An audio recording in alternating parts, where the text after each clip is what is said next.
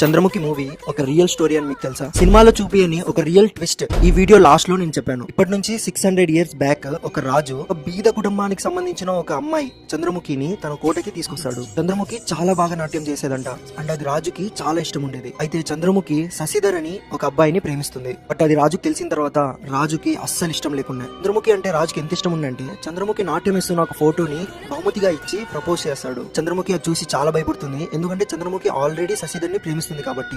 అందుకని శశిధర్ అండ్ చంద్రముఖి అక్కడ నుంచి పారిపోదామని ఫిక్స్ అవుతారు. అది ఎలాగో రాజుకి తెలిసిపోతుంది. అండ్ చంద్రముఖి లాస్ట్ పర్ఫార్మెన్స్ చేసే రోజు శశిధర్ ని గొంతు కోసి రాజు చంపేస్తాడంట.